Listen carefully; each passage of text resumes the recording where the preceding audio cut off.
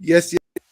Welcome in to episode 296 of the Dunmarks podcast. It's your boys, your favorite Saturday brunch bunch, back at it again, the triple threat edition. You know all the accolades we provide.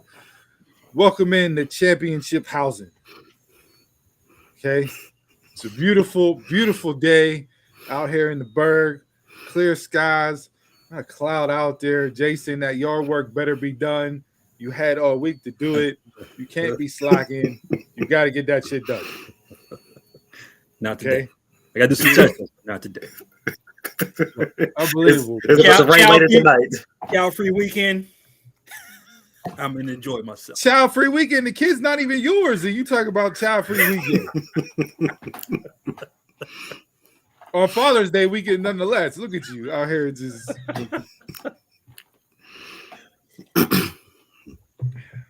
Well, we're at it, back at it again. A lot of stuff to get into. Obviously, you know how we do. We hit everything from the Mount Rushmores and Mushes of the week.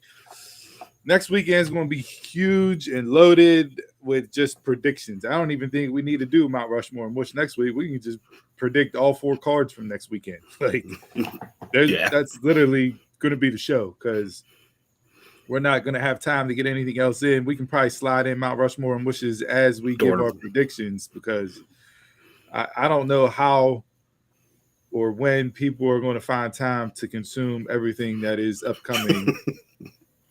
4 shows in one day. Yeah, next Sunday the 28th. Like, I think it's the first time ever in wrestling that we have these many pay-per-views on at one time. We'll see what happens, you know, as far as the big 3 and what comes about in that regards. But, you know, hey, what a time to be alive. What a time to be alive. I'm trying to stay positive right now, but it's rough out here. It's hard out here for a pimp, as they say. We got Daquan up here on the top left, Panda and Pete out here. He drink a little bit of Henny. He drinks a little bit of Hennessy last week on the show, and now he got the do-rag, and Daquan is back. Like, my man is rolling right into Juneteenth with a flagrant.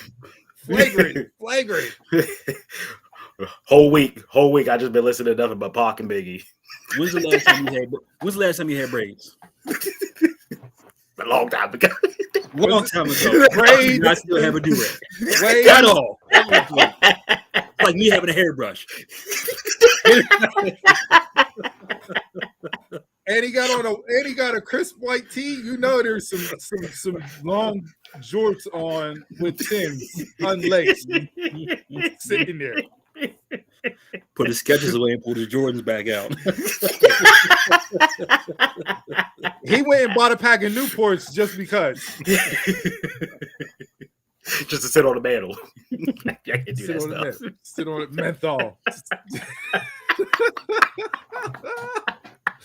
Oh man. How was your week? Everybody good? Good. Tired. Here. Very tired. Sore leg. My leg cramped up. Knee all twisted up and everything. Couldn't move. Had to call off work one day. It was bad, but it's finally started loosening up now. That's what she said. You got to get that figure 4 slapped on it, you know. Yeah. No doubt. After that. No doubt. It was a busy week, man. I had, I was off Thursday and Friday, so I had to fit 5 days worth of work into 3, and I had to drive my son up to reserves for his 2 weeks, and it's like, bro, on my way back, I thought I was literally driving in a scene from the original Twister movie. Like when the tornadoes ripped through the drive-in in the original Twister, that's what I was driving back in on Tuesday night. It was the blackest of black skies I've ever seen. Just lightning popping off, rain every which direction. I mean, wipers were on high and still couldn't see. Like, it was a mess, dude. So I hope, there were a couple tornadoes in that area earlier in the week. Hopefully they, They didn't have any other ones touch down, but the fact we're getting tornadoes in Western PA on like a regular basis now on a yearly thing, Yeah. ridiculous. So, but we're here today, Championhausen edition, and no, this is not an episode full of Danhausen love, but we'll get into some things here, some winners, some losers, so on and so forth. So, with that being said, you know the drill. When I run the pod, we got wrestling roulette. So let me get this pulled up, and there'll be a common theme within these 6 topics that we see, right? In that regard. So give me 1 second here, because you know how technology is. It's a beautiful thing until you need it to work. So, very true. Much like Jason, you know, I don't gotta worry about other things popping up in that regards. But as soon as this is done loading,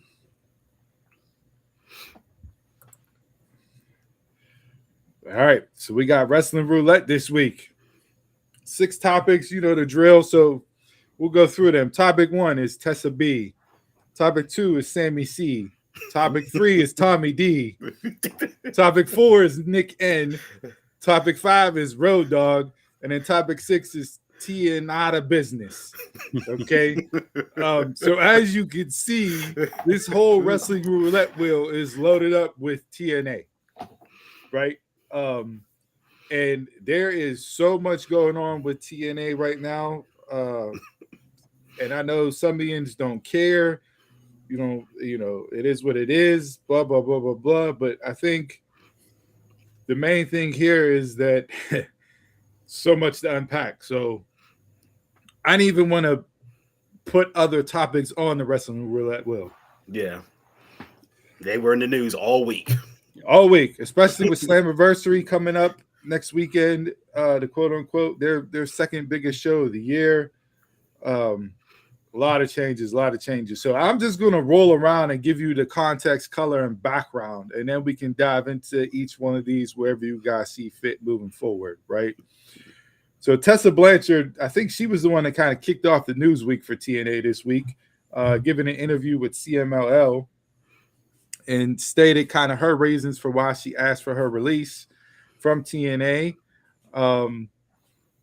You know, she cited it was basically, I've done everything I could do there. Mexico's my home. I have so many things I want to accomplish in CMLL and in Mexican wrestling. You know, that's why I chose to come to CMLL full time. Word broke later on in the week that, well, yes, all those things are true, but there was some pushback given to her because she was working CML shows. We know CMLL and AEW have a partnership. That doesn't fly with WWE.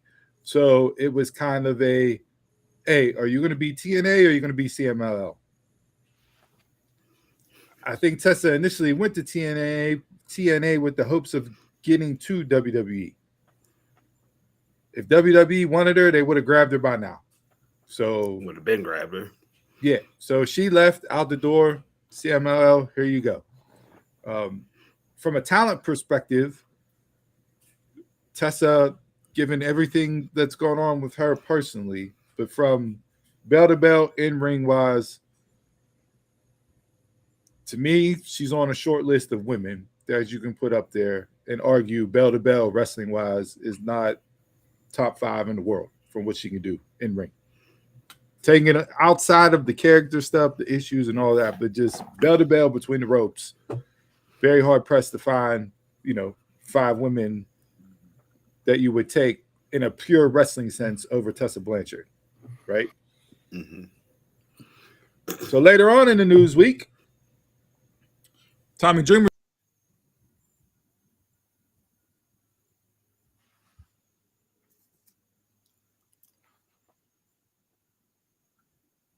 As he freezes. Mm. Oops, you got booted off.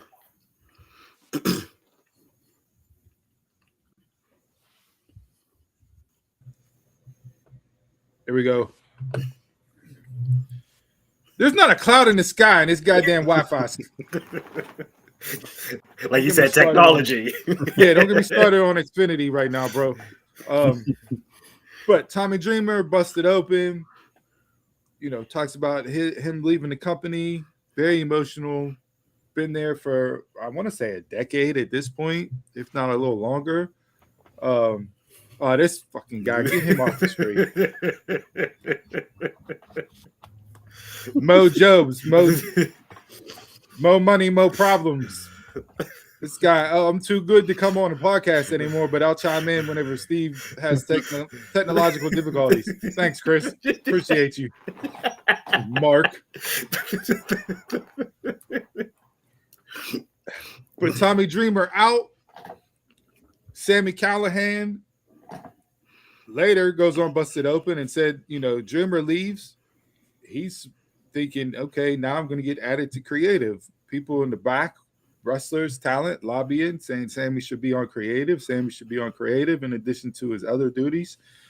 He gets on a conference call, a Zoom call at 1 a.m. or 1 p.m. and they go, all right, we're parting ways with you as well. So Sammy Callahan's out the door. Again, he talks about it with Bully Ray and LaGreca on Busted Open. Nick Nemeth, who is a contracted wrestler at TNA, who also does a show and has, duties to Busted Open, is on Busted Open in his segments. And he's talking about the locker room and the shift and things are weird backstage. One of the reasons why he signed was because of the locker room, where we were going. New TV deal, AMC, morale is above board. Everybody's hype. People are leaving. This is coming off the heels of Macklin getting his release, Danny Luna getting her release, right? And he's like, I'll find out in 2 weeks whenever I show up for the pay-per-view what things are looking like and how people are. So more to come on that. And then we get I believe it was yesterday or Thursday, we get the Road Dogg had been in negotiations with TNA, allegedly, rumor and innuendo, to come aboard as part of creative. Many people thought it was to work alongside Delirious and Tommy Dreamer, who Delirious is now the interim head of creative at TNA. But now it looks like Road Dogg has been pegged to take Dreamer's spot on the creative team. Just to come in. Just to come in.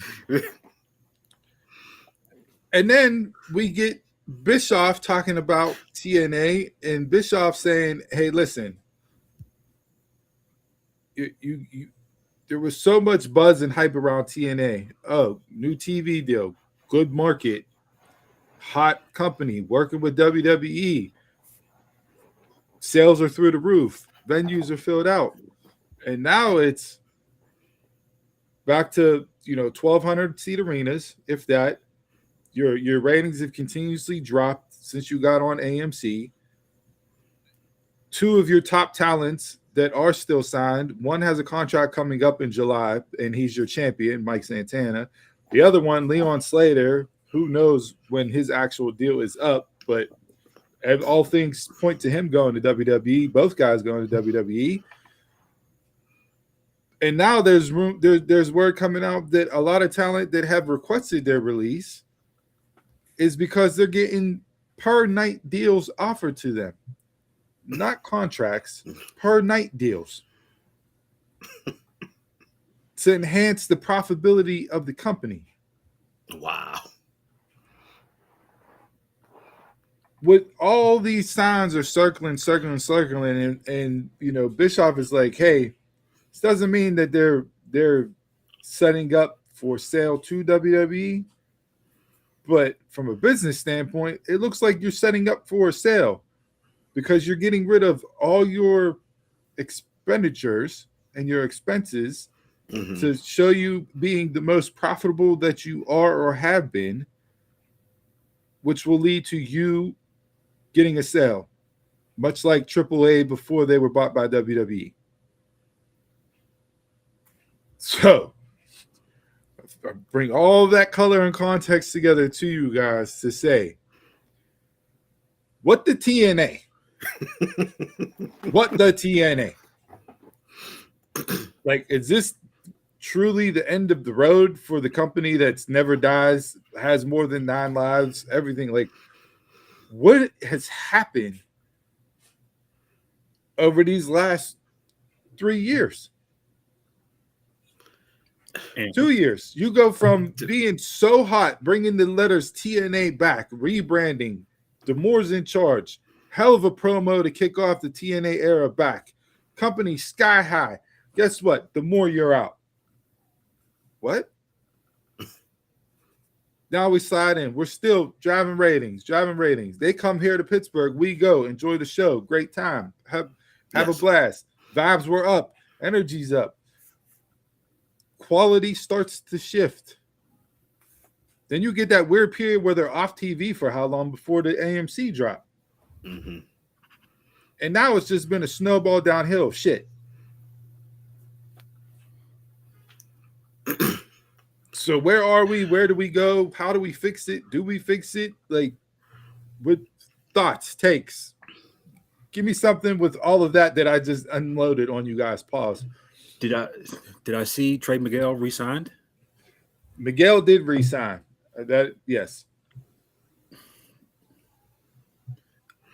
And his deal was up. So like, I mean, something has to be in play if he's resigning and not just walking out the door like everybody else. So yeah, he may see something, a vision somewhere. He must have got it guaranteed or something. Like, you're guaranteed to be our next champ. If Mike leaves, you are going to be our guy. Like, it has to be something like that because there's too many, like Steve said, too many telltale signs in the business world that looking like that you're going to sell.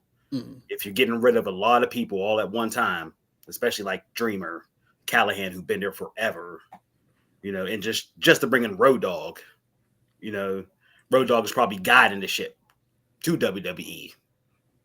And then, I'm sure you'll get the people out there, the conspiracy theorists are like, oh, chess move. Road Dogg leaving Unreal and everything else, getting out of WWE Creative was all done for him to go to TNA. So now you got Undertaker at AAA, you got Shawn at NXT, you got Road Dogg at TNA, and you got Triple H at WWE. You got the whole clique. The four outside of outside of Taker, but yeah. So I mean,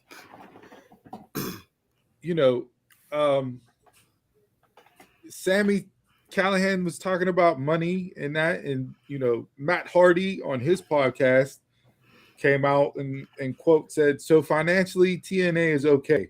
Not about to be bought by WWE right now. I know that's the rumor. I think down the road in a few years that could happen or whatever, but right now that is not happening. So that's a nice bit on it. I wonder did headquarters give that to him, to speak from a Q card? Because that's a nice bit. Nah, I'm with you, Steve. I think they're doing everything for a sale. I don't know what Nick Nemeth is talking about coming back in 2 weeks and all that stuff.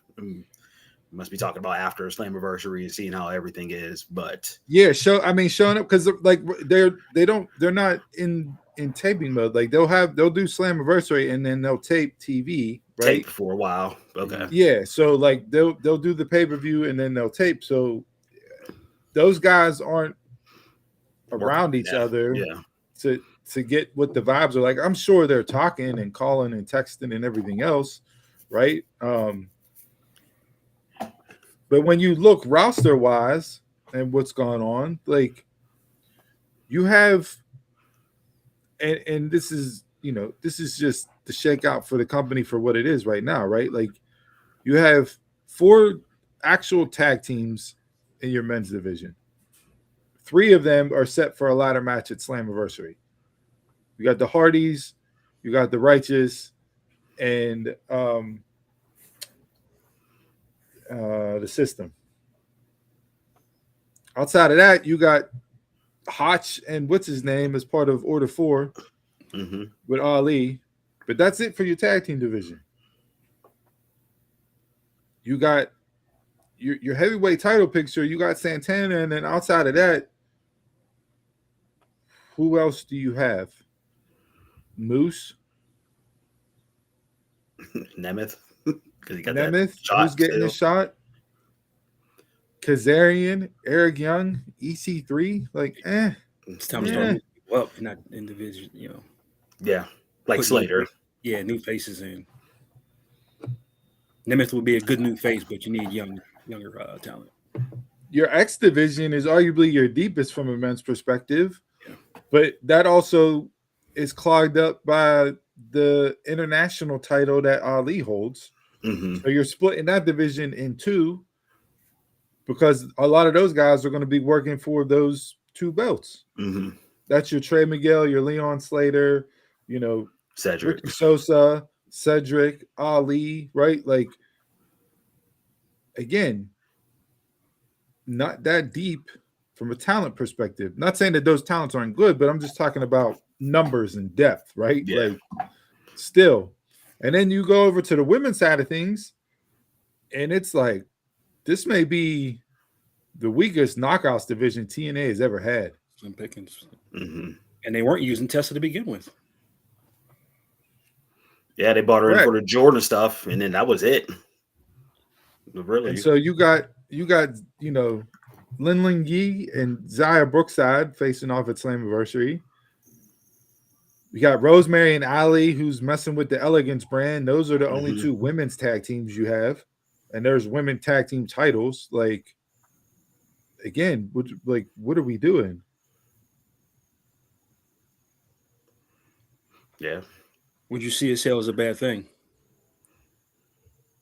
No, well, no, not necessarily. And then there was another rumor and innuendo that popped up that I saw this morning that TNA is looking to be partnered with OVW, and OVW be the TNA's developmental that feeds into TNA. Much like you have Evolve into NXT and NXT into the main roster, you would have OVW into TNA. And we all know about OVW and what they were in the headlines for a while ago with all that shenanigans. But again, a lot of moving parts. It's just like still at one time. Like I think you should still have a system in place with legit. Like right now, you don't know who your champions are going to be, or let's say we don't have faith in who they have pegged as champions. To then have a development system coming into that, it's like you're starting all over. Yeah, and I mean, if Santana's contract is up in July, which is by all accounts, all reporting that I looked at says it is up, and all the rumors around him is that WWE is looking to have him up on the main roster by year end. So that to me says, okay, Nick Nemeth is going to win the title at Slammiversary. The only reason why Santana would keep the belt is if he resigns. Because you're not going to have another pay-per-view before his contract is up. Mm-hmm. Taquan. Hey, I can't even be mad at you, Taquan. Like, I mean, not that they're a fake company, but it's like, come on, bro, what are we doing? It feels like a shell of themselves. DJ back on board. What up? What up? Thank you for waking up early out there. I know over on the West Coast, you out there celebrating another USA World Cup victory yesterday out there. So kudos to Team USA for winning back-to-back World Cup games for the first time since 1930. Bringing it home. We're winning the World Cup, boys. We're winning the World Cup. But I just don't see, like, do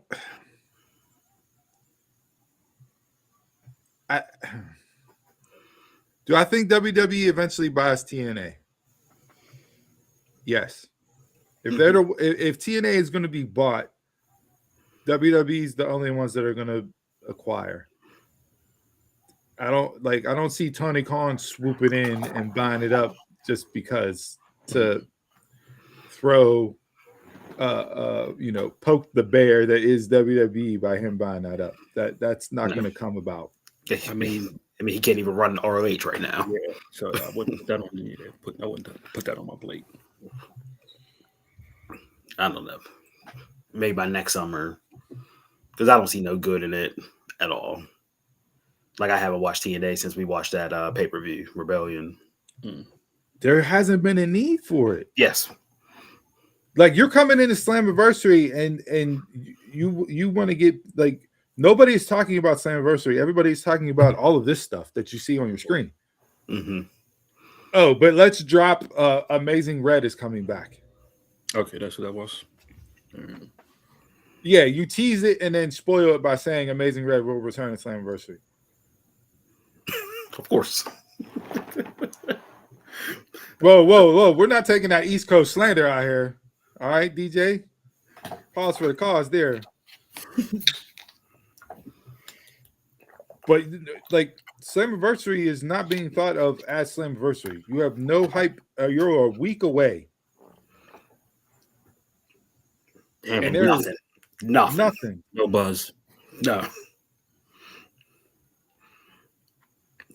If we wasn't doing the podcast, I wouldn't know about it. And I mean, just off the top, going through the card, like you got Santana and Nemeth. Okay. You got Ali and Rosemary against the Elegance brand for the women's tag titles. You got Brookside and Lin Gee. That's 3 matches right there. You got the ladder match for the tag team titles. And then you have an X Division match, but we don't even know who the participants are. Stand by. And then what else? You're going to give me Eric Young and Ricky Sosa again? Or are you going to give me EC3 and somebody? Like,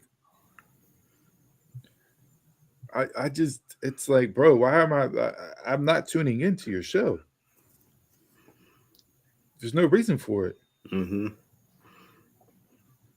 And to pay for it too?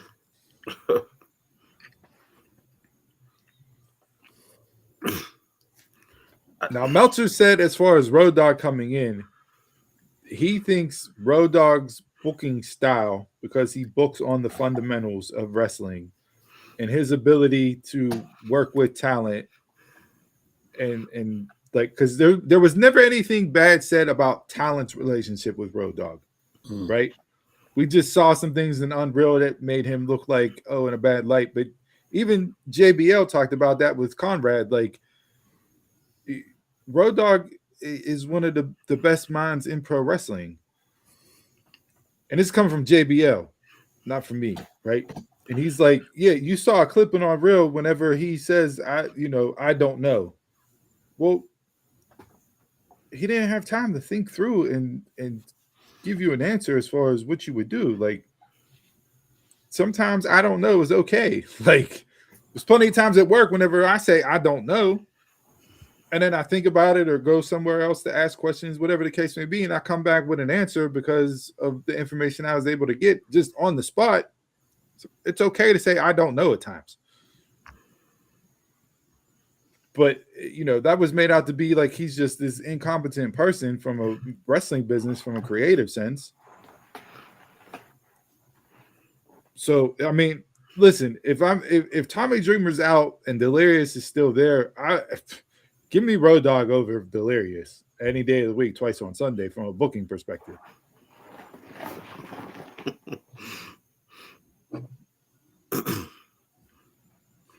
But now it's like, do you have animosity and bitterness and talent not wanting to work if Road Dogg does come in because Tommy Dreamer left? Mm-hmm.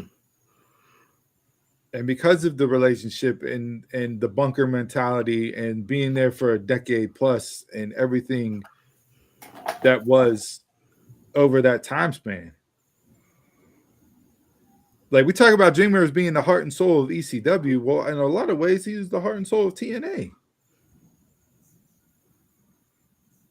For everything from a backstage perspective. Yeah. Getting back on track.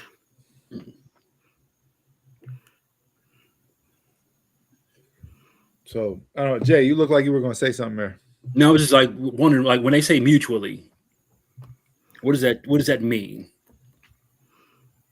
In your eyes, what does mutually mean? In what sense? Like when they say they mutually parted ways. That was with Sammy. Dreamer said that they agreed to mutually part ways. Look, because when you like, okay, if you say mutually, I'm like, if he was fired, yeah, I'd have a chip on my shoulder. I'd be pissed for a few weeks. If you say, hey, we didn't meet on numbers or something, I wouldn't hold a grudge. Yeah. You mean if you're Dreamer or if you're Talent? If I'm Talent. Yeah, to me, mutually means you didn't get fired and you didn't quit. It just didn't work. Okay.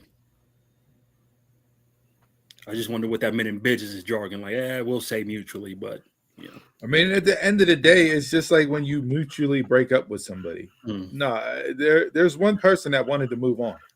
Yeah, agreed. You can both say, yes, we mutually agreed to part ways, but there's always one person or one entity that wants to move on in whatever direction or whatever sense. And so it's a press release to put out there. And granted, there may not be any ill will or hard feelings, like Donald said. We can see this is not going to work going forward. You have different ideas, you have different direction than me. We're not aligned no more. So let's part ways before this becomes bitter and gets to a place. Yeah. Cool. Dreamer's reaction, it feels like Dreamer wanted to stay. Absolutely. I think Dreamer wanted to stay and didn't want to move on. So it wasn't as mutually as they say. All right. Okay.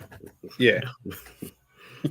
Yeah. But normally too, in business sense, like big time business corp, when you hear mutually, that's just a pacifist word for fired. To me also too. True. So, all right.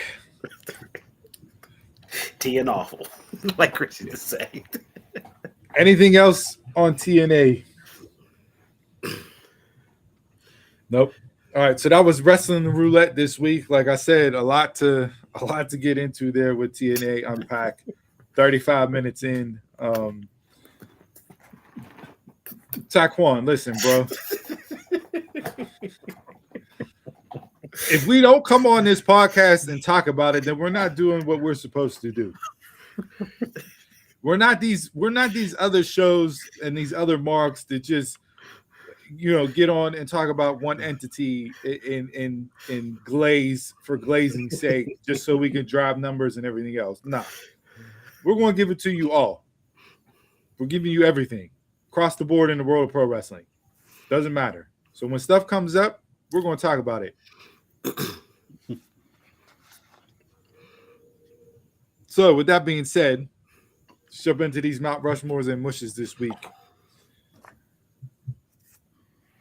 There's a lot of mush going on with TNA right now, so why don't we just continue the course of action there, and let's jump into mushes from the week that was in pro wrestling. So, Daquan, I'll kick it up to you.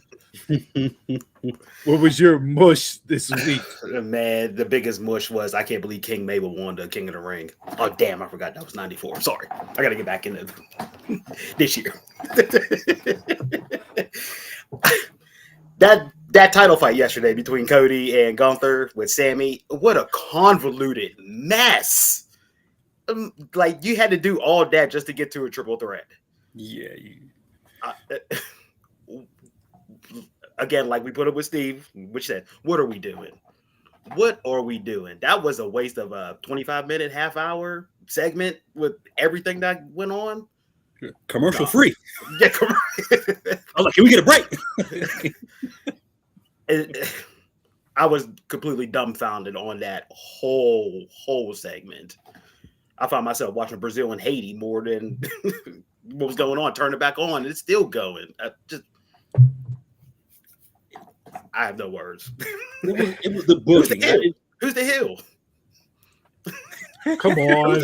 Come on. Who's the heel? On. Man, everybody seemed like the heel. Sammy, Cody, Gunther, the other ref, all this. Like, come on. Yeah. Look, was it the best way to get to a triple threat? Absolutely not. Is the triple threat just going to end up with Sammy taking another loss in a championship match? Absolutely, yes. Yes.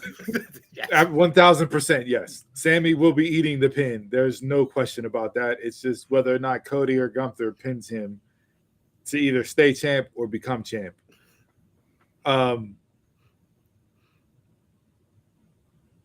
You have completely lost me on Gunther during this whole bring him over to SmackDown and challenge Cody Rhodes feud. He lost the first match. Okay, foot under the rope, shenanigans, dusty finish. Now we booked this stipulation, I call it, even though I'm the heel. When do heels get? It's like, what? Oh, and your stipulation that you pick is the last real good guy, Sami Zayn, who you have had multiple feuds and beef with. Yeah. Who ended your 666-day title reign as IC champ. We scrubbed that from history books. For you to go out there and have a roll up that what? Kicking hands count off the ropes. Yeah, kicking hands off the ropes, fast count, roll out of the ring. Everybody, bro. I was absolutely dumbfounded watching that last night. And you want to talk about Road Dogg getting heat for SmackDown booking?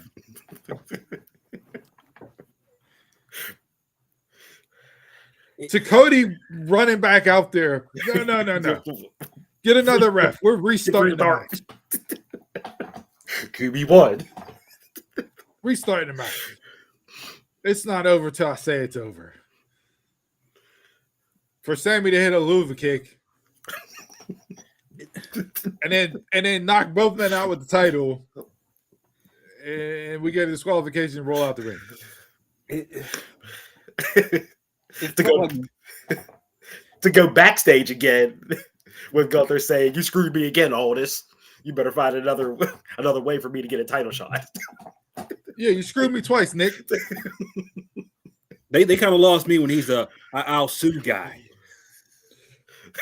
all that stuff. No, just keep it wrestling. I'll sue. But in the match, it was like, okay, you have Gunther, the first pin, regular count, weak ass move, first pin, Gunther gets up, snapping on Sammy. I'm like, okay, this is you're already starting this off wrong. Like, book that further down in the match on like maybe like a finisher and the count is slow. Now you start off with shenanigans, then it's all down here from there. Like, yeah.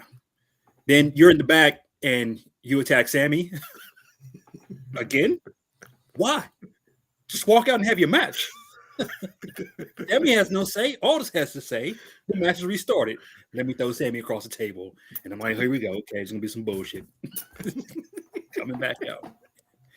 Yeah, they booked that all wrong. They could have done better with a guest referee, but yeah, they. And then not only do you have all of that going on, which was just a cluster of mush. Your next segment is a transition to a backstage interview with Jade and the baddies. Talking about, I injured Rhea, I get a title shot. That was too quick. Yeah. What are we doing? It's Night of Champions. Need a match. Night of Champions, but yet we got Seth and Braun Breaker wrestling. True. Neither man got a title.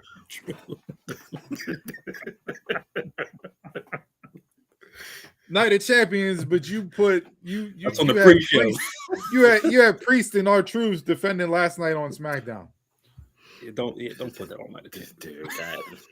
Dude, it just smack the Cody Gunther stuff was like numero uno for mush, but SmackDown as a whole was just as bad.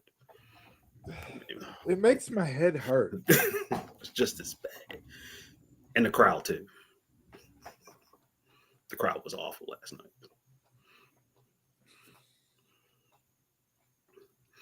night. I am 1000% behind you by putting that on the mush.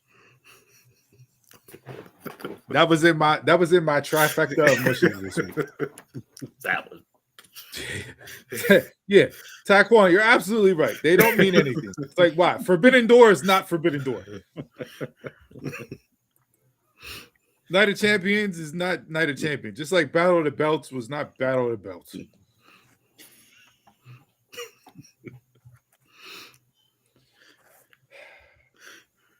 Oh, maybe we should have started with Mount Rushmore because this is yeah, it hurts. These should end on the call. Oh, yeah, that's true. Jay, what do you got for your mush? Mine has been King of the Ring so far. The matches have delivered. It's just that you're telling too many stories with outside interference. And like, why would you have Javon and Charlotte wrestle on Monday night if they're in the King of the Ring tournament and nobody else? So you build this injury angle. You have too many outside interference elements affecting the matches when you can tell a story through the match. Like, I was all fine if you would have had Liv and Raquel going at it, and this furthers the storyline there. Now we're going to do something else. We'll put Charlotte, change it, have her interfere with to get a storyline somewhere else. Even though that makes her even more uber babyface. It's like, let the matches be the matches and tell the story with all this outside interference. It's like every single match had outside interference, or you're telling a story that's a side part to the match.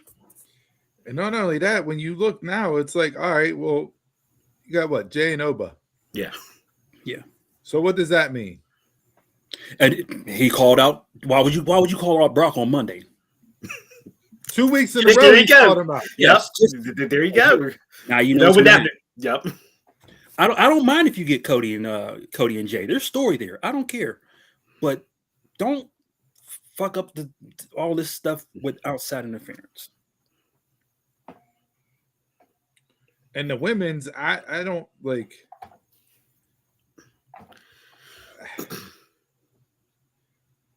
Look, Io is fantastic and Io is great. But Io was not the right person to win that match. No. Yeah, no, I agree.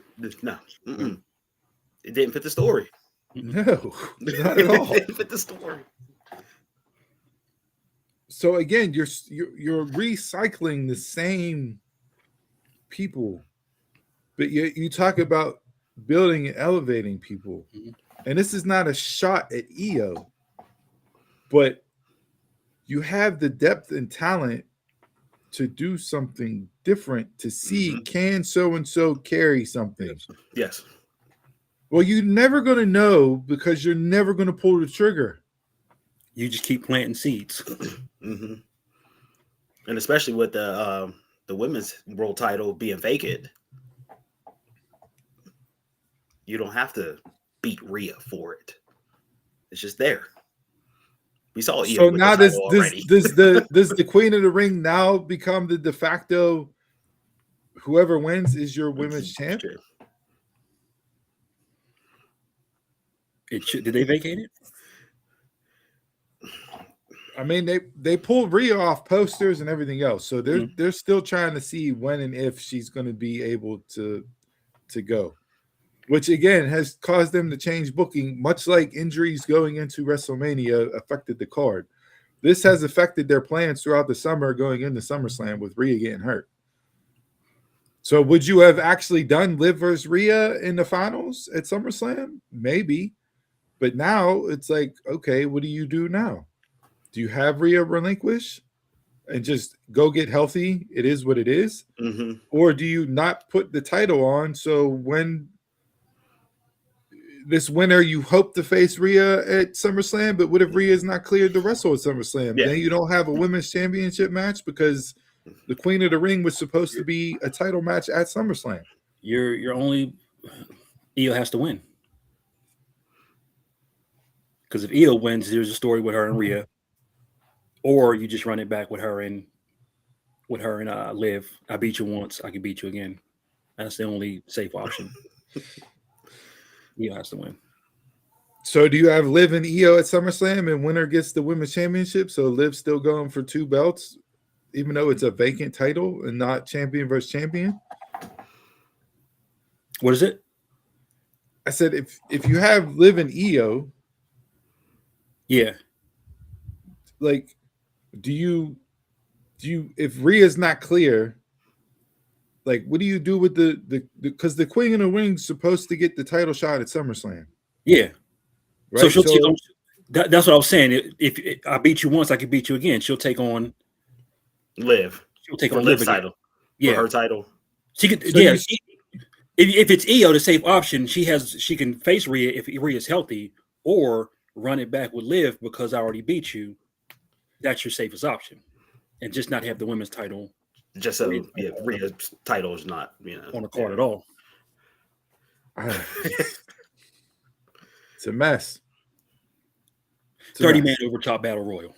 NXT. NXT.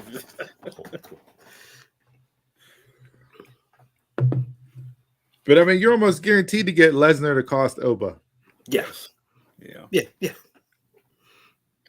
And then you have Jay and Cody, which opens what? Seth versus Roman is your other marquee match at SummerSlam. Mm-hmm. Where's CM Punk? Does CM Punk come out and cost Jay? Yeah, I've been seen since Mania.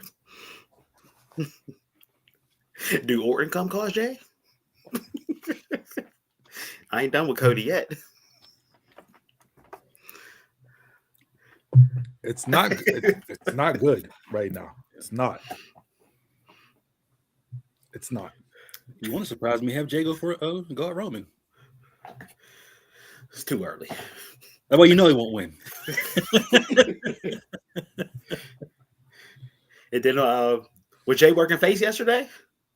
But he's part of the bloodline, right? Kinda. He was working facing. He was working both. Yeah. He was working. Handshake at the end. Handshake. Come on, man. Bloodline's good guys, but yet they're taking out comedians and actors.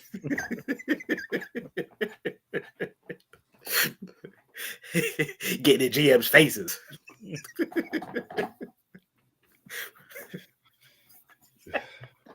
And we got Mike the intern taking notes for Roman Reigns now.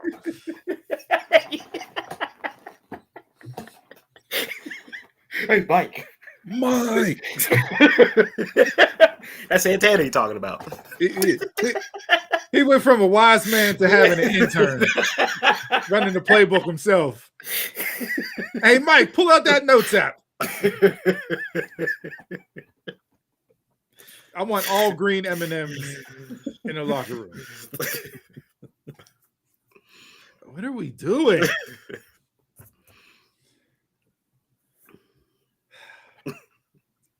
Yeah, not good. Not good at all. All right. This one was a very tough one to choose from because one is just the ire of my existence right now. It makes absolutely no sense. And the other one was a complete slap in the face this week. So I'm going to go with the ire of my existence to talk about it, but the slap in the face is going to be the true mush whenever I get into it.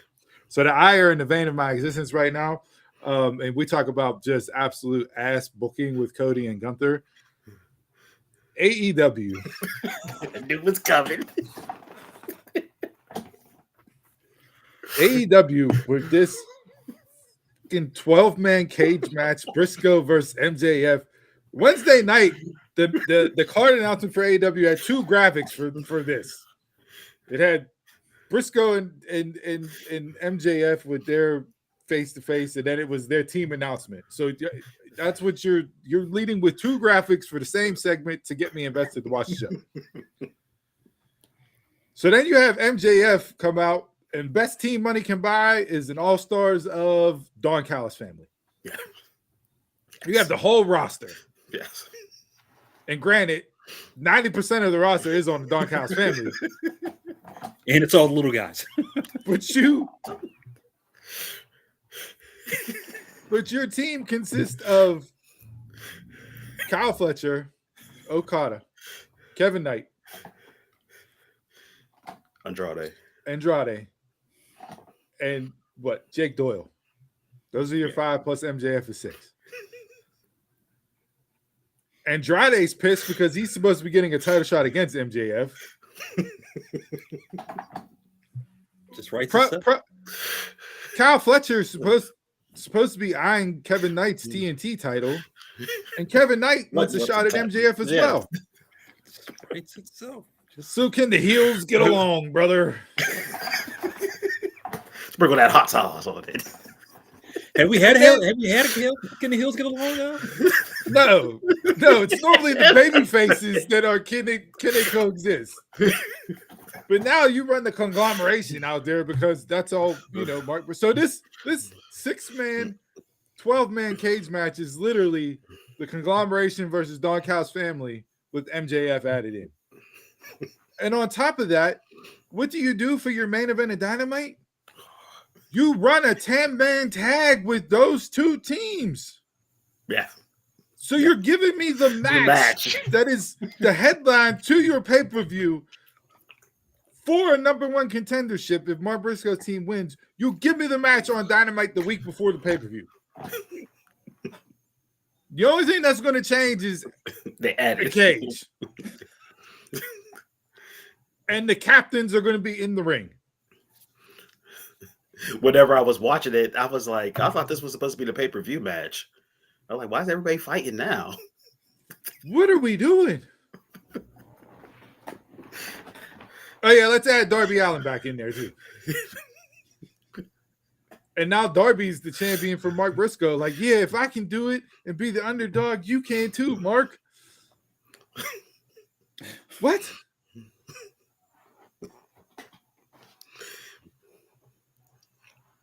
Don't do it. Are you kidding me? That's what you went with on Wednesday night. You gave me the pay-per-view match before the pay-per-view. And announced some bullshit teams thrown together. Oh, but it's so great storytelling. Why is there so many feuds and this person can't trust this person? Blah, blah, blah, blah, blah. It's ass. You want me to spend $50 on that as your main event? You talk about nobody buying TNA. Why would I spend $50 to watch that? I just got it. Yeah, I got it. I saw it. We talk about Oba calling out Brock and that foreshadowing. Well, we know Briscoe's team's going to win because the heels can't coexist, brother. So somebody's going to cost somebody a pin. You already had your Darby Allin spot in it too. Him getting thrown off the ramp into the post. It's like, you gave me everything. So we'll see four coffin drops off of each top of the cages. It'll be holy shit. What a moment. Darby Allin, Takeshita, and the conglomeration against MJF and the Don Callis family. Won't surprise me turn Darby Allin heel in the match. What an absolute mess. So that's just the vein of my existence because that is just so completely nonsensical and just absolutely horrific booking. It's some of the worst booking I think I've ever seen on a main roster going into a pay-per-view. And there's been a lot of bad booking. But that right there is absolute just dog shit. But as bad as that was, and as bad as Cody and Gunther was, and as bad as Jay just being Jay Uso right now, the slap in the face this week that made me turn off Monday Night Raw, that made me absolutely hate World Wrestling Entertainment, that made me question every single thing from now till the end of time. What are you doing with Chad Gable? You have that man come out to that new entrance theme? I thought it was the entrance music to play in the commercial break. You had the American Alpha theme song last week. Yeah. Gable comes out, clears house, crowd goes nuts. Pop, pop, pop, pop, pop. Like Boys in the Hood whenever they all clear out from Crenshaw Boulevard. Mad Pops last week. Alpha Academy. in hand, hottest character you got, and you rolled that out this week for him. To have him just get, I don't know, worked over by Rusev, who has no viability at this point, to get beaten up by him and Ethan Page, to have Rey Mysterio and Dragon Lee come out for the save. He's back in the I same. am sorry. I am sorry for believing in the Kofi Mania, the Yes Movement, the mask versus mask momentum that was career changing for Chad Gable after all these years. We're finally going to get Kurt Angle 2.0. We're finally going to get the Gable that can be the best wrestler on the planet. We're finally going to get the redemption story that we wanted. We're finally going to see Gable break through the glass ceiling and get whatever the IC title, the heavyweight title, whatever he was supposed to get. We're on the fast track to that. And 2 weeks after he leaves AAA, it's dead in the water. Blown up like the Hindenburg.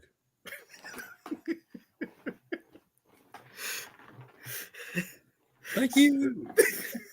There you go. That theme music was bad. That sounded like a cheap version of Thunderclap. Bro, I'm like, why are they having Gable come out when they're playing music into the commercial break? What are you doing? Well, and it was like, and that's why the crowd didn't pop. They didn't know who it was. Didn't know who it was. Okay. I don't even know what you're talking about. Bro, go back Go to back and watch Monday Night Raw. Here's what happened. I looked up and Chad Gable was in the ring. I legit thought they like commercial breaked him.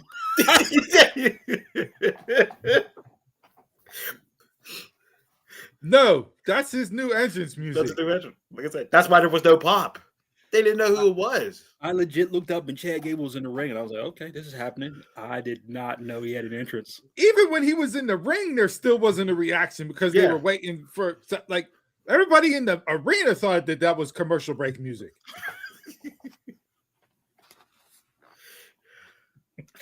You had everything teed up for you. 5-star Michelin meal prepared. There. Just had it's to eat. there. And you cut into it, it was cake. It wasn't steak. It was cake.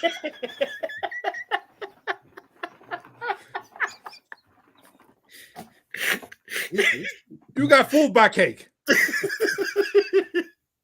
I got fooled by the hype that should be Chad Gable. And I am sorry, Chad Gable, that was done to you again. You overcame Shorty G. You overcame not beating Gunther. You overcame a Lucha Libre gimmick and turned it into arguably the hottest heel the business has seen since Hollywood Hogan in Mexico. And I'll argue that till the end of time. People will not beat me on that argument. To arguably one of the greatest face turns we've ever seen. So 3 weeks later, a commercial break theme song plays you to the ring. And nobody knows it's you. And you get in the ring and nobody knows it's you. Back in America. And you have the match, and the match ends by Ray and Dragon Lee saving you to get the same made-for-TV commercial break music played again.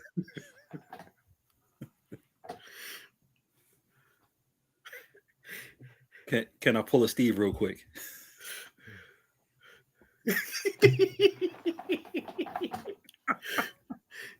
He better get that. Man, he better get that Meltzer Dragon Loco mask and put that back on. I did. It was a slap in the face. It was a slap in the face for my belief. And it was also a slap in the face because I had to come on here and eat crow and tell Jason he was right.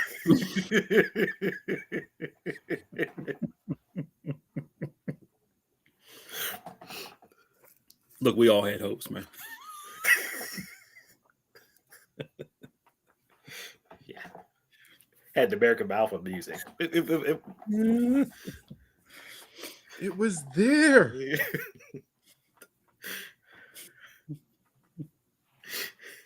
He might as well get shocked by Danhausen. I sent one tweet out and I turned off Raw.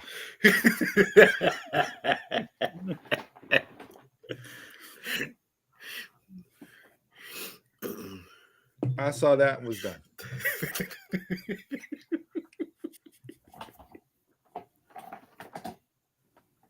Didn't go back. I didn't even read recaps on Raw. Not sure if you missed I saw a couple things from Mike the intern on my timeline, and I was like, "Oh, that's cute." But that was it.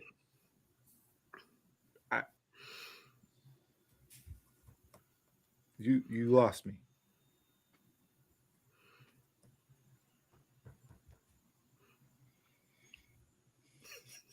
And silence is golden because there's nothing more you can say. You can't say anything. But Jason, go back to Netflix. Pull up Raw from Monday. I'm gonna listen to it because Watch that segment. Watch the segment. We'll watch it. And then you can be like, "Oh, no wonder why Steve was slapped in the face." Look, I seen Rusev. I heard Rusev was in the ring.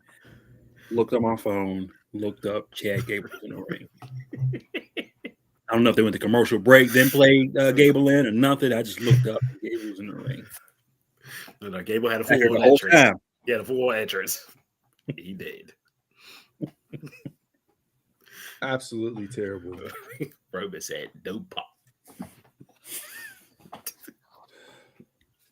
What a disaster. It's like they're taking away the uniqueness of each individual person. Like you take away Soul's music, you take away the ego, you're taking away The mirror and the entrance mirror. from Blake. Mm-hmm. Trick can still get his spinning, rotating, refurbished Bobby Roode spinner, but let's take away everything that makes people unique. Yeah. And that's what you got to do. You got to stand out. You can't stand out anymore.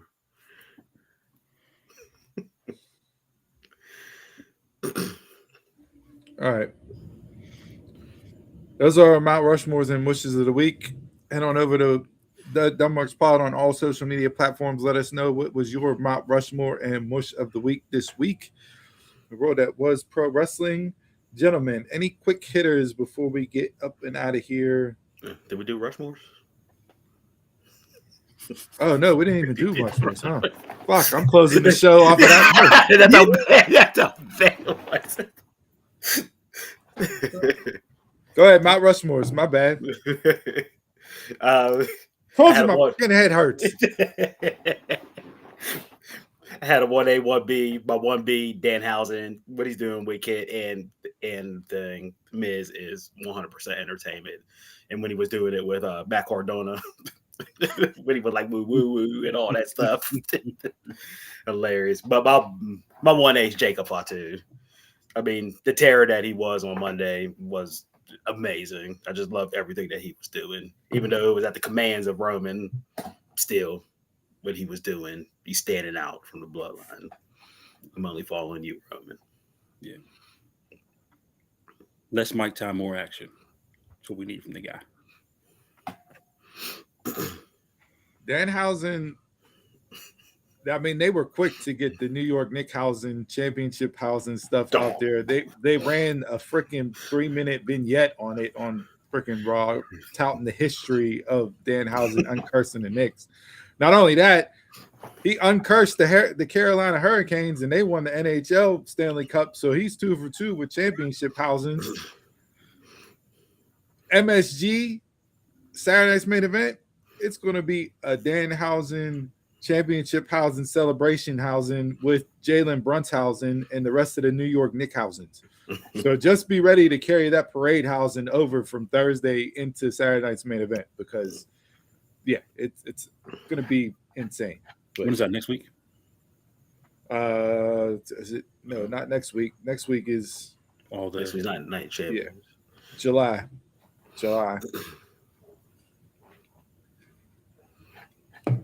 So yeah, Danhausen there. Fatu. I don't know where this goes, but it's not the same bloodline story. So are the characters still the same as far as the people involved? Yes, but where each man is, who each man is, what's going on, it is different. It's different. So I'll still see where it goes. Jay, what's your Mount Rushmore? Give me Jada and Natty on NXT. Just their match. So, like, at some point, you got to push Jada, give her something. I'm tired of her losing, but dude, her losing record is bad. Yeah, but I mean, I'm trying to see what they're trying to tell with her, but she's delivering in the ring now. So, as a character, she's already there. As a personality, charisma, all that. In the ring, she stepped up. So I'm trying to see what they're doing. So I'll give them that match. It's my Mount Rushmore. Yeah, my Mount Rushmore is a collaboration of, again, women's NXT. Because Tuesday night was women's night again on NXT. And while I don't really necessarily like the, all four women coming out, verbal back and forth, but at the same time, like, everybody is in their role, everybody's in their pockets, everybody's delivering. All of the women's matches on Tuesday night were good. All of them stood out. Kendall and Kalani, again, those two may be wrestling dream partners, fight forever partners from a women's perspective. But yeah, the women on Tuesday night stole the show for me this week as far as Mount Rushmore goes. It is their show. They might as well just be the main event from now until. Dude, you might as well. You might as well, because the men ain't cutting it at all. And even like, why run back Tatum and Zarya again? But even that had a different level to it.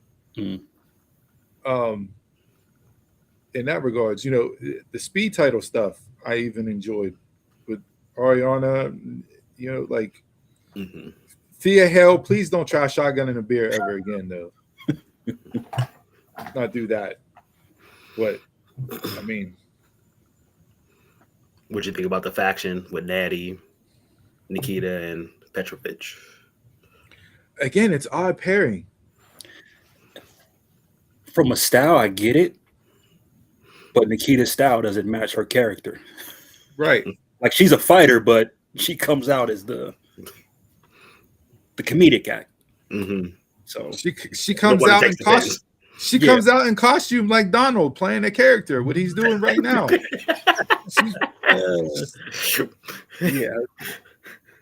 Is she a social media icon? What, pop star and a badass fighter? It's just like all this is Break her down to the original Nikita, and I'll believe in that faction. Somebody said Charlotte Diadona's got him back together again.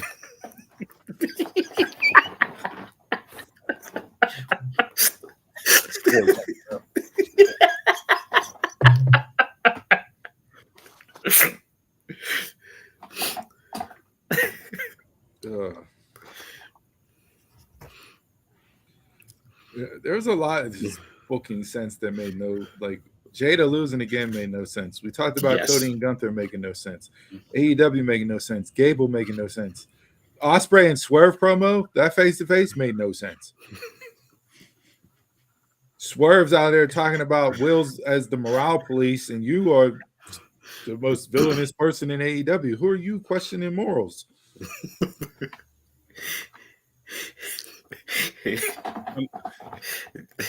From a tournament? The only good part of that was Nana roasting Tony Schiavone for his tight cream colored suit. That was the only part that was enjoyable.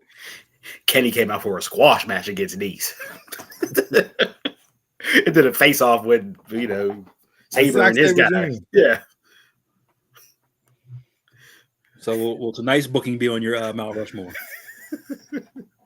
Or are you pushing next week? Oh, we'll see. We'll see. I'm getting closer and closer to the Chris mark out of just not watching anything. Summer blues, man. C-Sis should not be summer blues right now. There's too much talent in the world of pro wrestling to be this disappointed on a weekly basis right now with what's coming out. Yeah. Actually give me to go outside. Yeah. And actually that that you have competition out there with stuff happening in the world of sports. Mm-hmm. Just in the world of sports. Like you're going up against World Cup. Like, come on now. You got to put something out there to grab attention. I mean, they got America's attention. Might watch the damn World Cup. Well, everybody's watching the World Cup. What are you talking about? World Cup. Not the black community. We just learned about Diamond's little brother. So. Yeah, I was watching that U.S. game yesterday. Quick hitters here. What do you guys got? I don't have anything. Thought I had something saved off, but nothing. WWE didn't acknowledge Juneteenth again. So the talent did in that regards. No Black History Month. This is 2 years in a row. Yeah. That's why you don't have the due date there anymore. Veer Molina or Veer Blake is coming still. It's the Veer Mahan gimmick for Blake Monroe at this point. Like, at least I like they're doing something with it. They're giving a different vignette every week. It ain't the same. But yeah, I like that one yesterday. Yeah, but you took away her like you took away the entrance. Yeah. For what? That was perfect. That was her. So now what? She's gonna walk out with a little peppermint spray as body glitter, and that's what she's gonna. I don't. And just her diary. That's it. AJ Styles' son is making his pro wrestling debut on next weekend, June 26th. So we'll see what comes out of that. We can talk about pressure as far as being the second generation son, right? Like, well, in Cody's case is, third generation, but like sons that go into their father's profession when their fathers are arguably the greatest ever. Sting's sons are out there. AJ Styles' son is out there. You see what happened with Michael Jordan's son, LeBron with Bronny and all that. It's like, how much pressure is on him because he's AJ Styles' kid? Just got to do something different. Looked up being female. It was a Flair's son. There was no way. Not him. But David Flair. Yeah. There was. And you could make the argument that the daughters are more successful than the sons when it comes to second and third generations. Because there's that immediate, you have to be just like him. Yeah. Mm-hmm.